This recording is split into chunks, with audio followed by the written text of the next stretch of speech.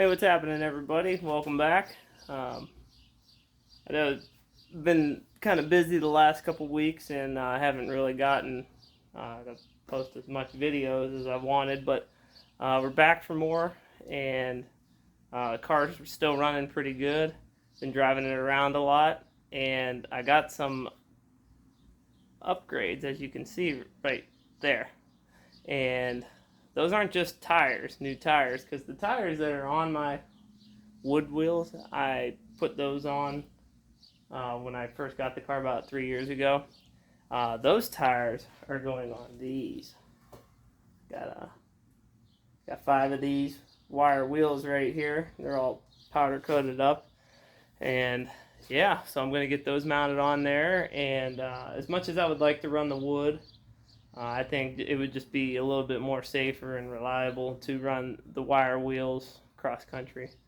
But yeah, so I'm gonna go through and put the inner tubes and the tires and mount them onto the rims and all that. So yeah, stay tuned. It's gonna be fun.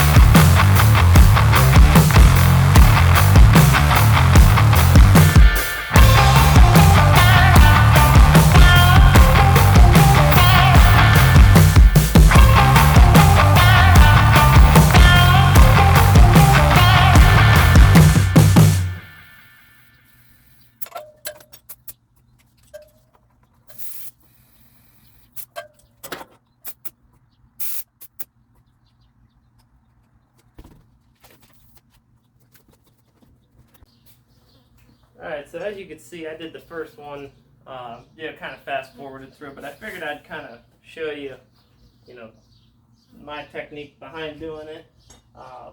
These tires aren't as bad to do. Well, I can't really say that for sure, but they seem to be easier to do than the 3.5 that are on the wood wheels. I did those a couple years ago. But they seem to go together relatively easy, but I figured I'd kind of show you what I do. So after you unwrap the tire from all that wrapping, I usually I kind of look through. I already looked in here before I started, but make sure there's nothing inside the tire that would rub up against this inner tube. And what I mean by looking at it, like maybe some dirt or anything that could get in there that over time would rub against this inner tube. So after you get the tire unwrapped, get your inner tube out, and so I usually just kind of I don't fill it up all the way, but I get it so that it's relatively round. And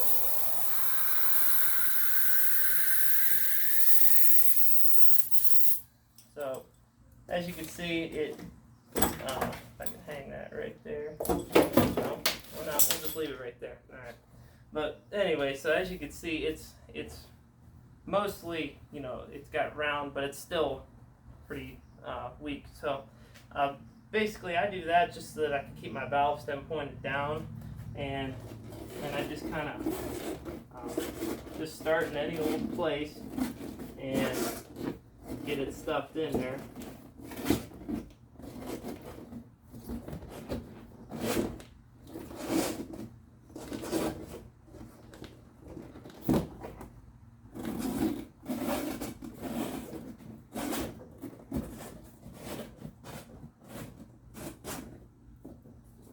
So we have it in there now, and it's not inflated so much that it's sticking up past the bead here, but it's still loose enough that we can move it around inside the rim, or inside the tire for that sake. And then basically, got your rim here, and I just go through and make sure that there's no burrs or anything sharp along these edges right in here to that could potentially rub up against the inner tube.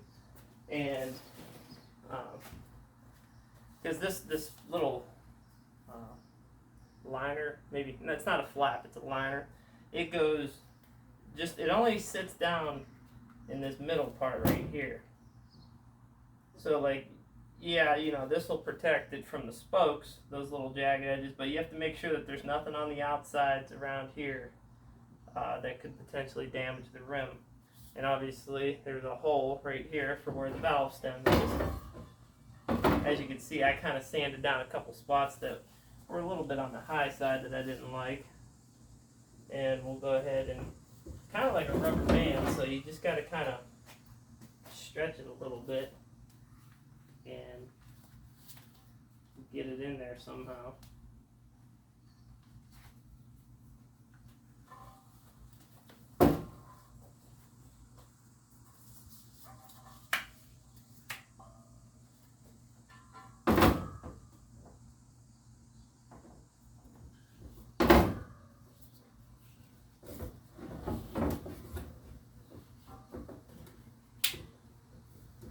So as you can see right here, the flap sits down in that middle section, and you just want to check anywhere else that there might be some high spots or anything that could rub up against the tube. And doesn't really feel like there's anything else around, but yeah, so that's just a little bit of something there. But anyway, so yeah, now it's time to put the tire on the rim. Okay, so I usually put the back side of the rim down. I have this piece of foam right here just to keep it from getting scratched up, but I put the back side of the rim down and then here's the hole for the valve stem. I try to get this in first, and that kind of just because sometimes that could be a little bit of a pain to try to get in there. So I get that started, and now this is the toughest part about dealing with inner tube tires. It's trying not to pinch the inner tube with your spoon. So basically, I just kind of get a little bit of tension on it on one side, and I'm only going to get the first bead over.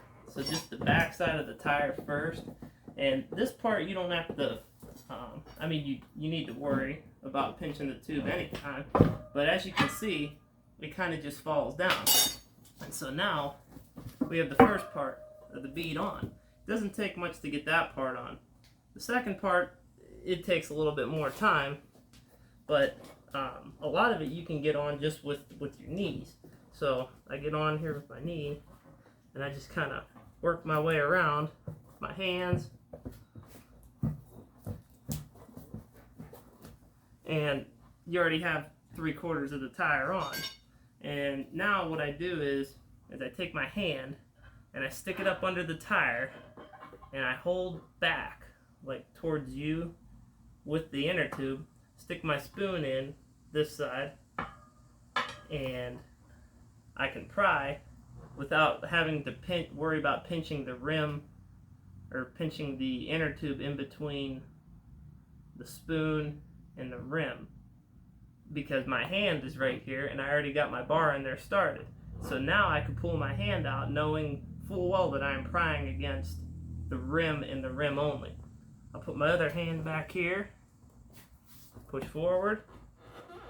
Now I'll put my hand under here again, get my inner tube out of the way. Now I know for sure I'm up against nothing but the rim. Push forward.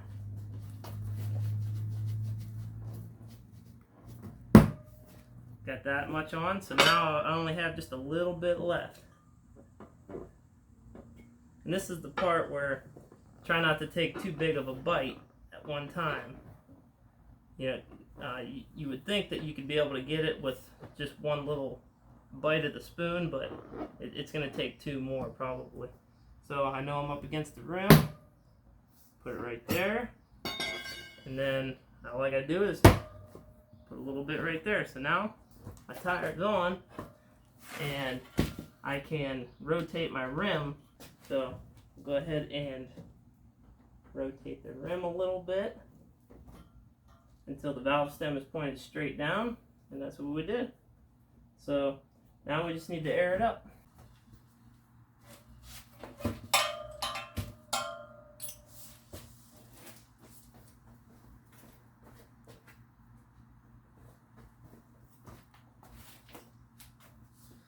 Okay, so these tires here, they say don't fill them up more than 40 psi, 40, and so I'm going to fill them up to about 35. And when you're filling it up, you're going to feel some air coming out through the valve stem hole in the tire, and that's the air that is between the inner tube and the tire. You know, because you need to get rid of that air somehow. Because as the inner tube opens up against the tire, that air needs to go somewhere, so it exits out through the valve stem. So sometimes you'll think you have a problem, but you really don't. And so I'll fill these things up to about, the first time I'd say about 25, 30, and then now that the inner tube is expanded up against the tire, I'll go ahead and I take the valve stem out.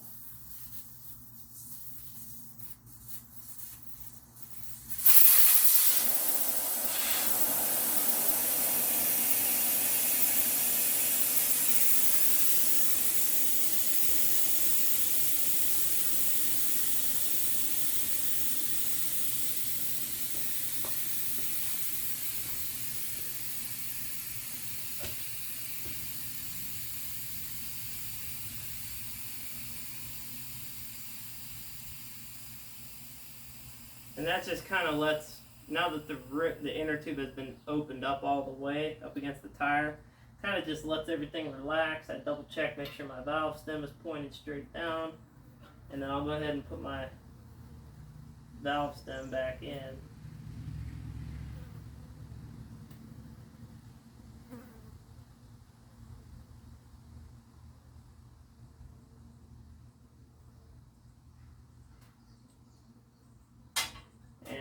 Fill it one last time, well, one final time, and then we'll have to check tomorrow and make sure none of the tire pressures went down.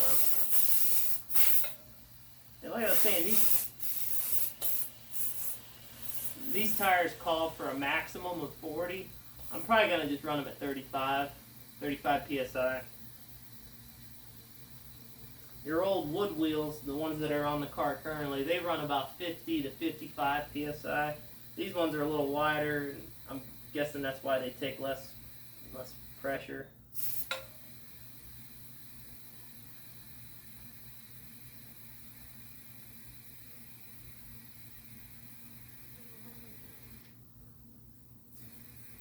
those tire spoons that I've had those for a long time. I bought them at Harbor Freight. I'm pretty sure. I mean, they're nothing too special, but they get the job done.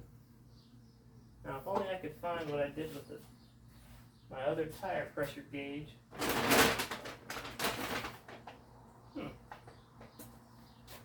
Oh, where did that thing go? Oh, there it is.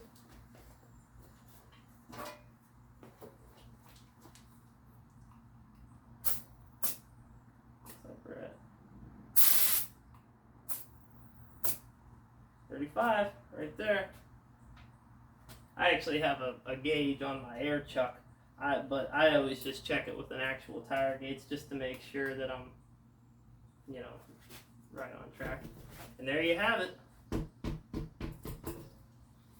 One mounted. So I got 3 of them done now, and I have 2 left. And honestly, I haven't been working at this very long. Maybe about an hour. No, not even an hour. Jeez, it's only been 35 minutes and I've done 3 tires. And I've been messing around with the camera a little bit too. So it's not a very challenging job. You just have to be careful because a lot of people will accidentally pinch the inner tube with those tire spoons, and you just got to make sure that I like to just put my hand in there, get my pry bar set up against the rim so that I know that I'm prying up against the rim and nothing can get between it and the pry bar after that point. I'll remove my hand, push over, and you just kind of work your knees around and hold down what you've already pried over. So yeah, we're just going to go ahead and fast forward through this part.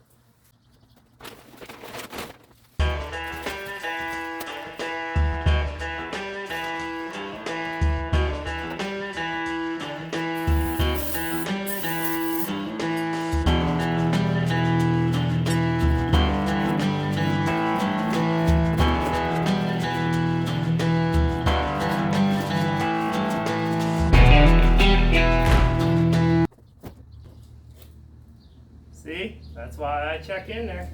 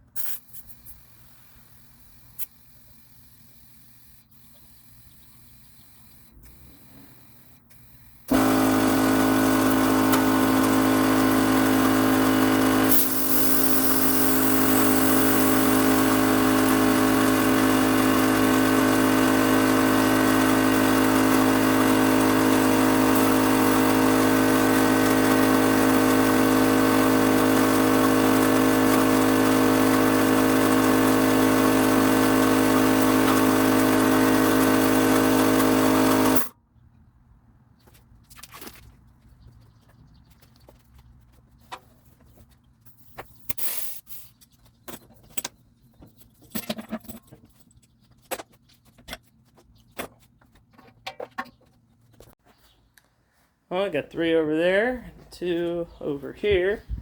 Let's get a little preview of what this is going to look like on the car. Yeah, they turned out pretty nice. I think the color is okay, you know, they're pretty close match, but yeah, we're not going to mount them today because I got to go to work, but maybe we'll get a couple of them mounted tomorrow. We'll see. But yeah, they turned out pretty good. I'm happy with them. And yeah, so I think I might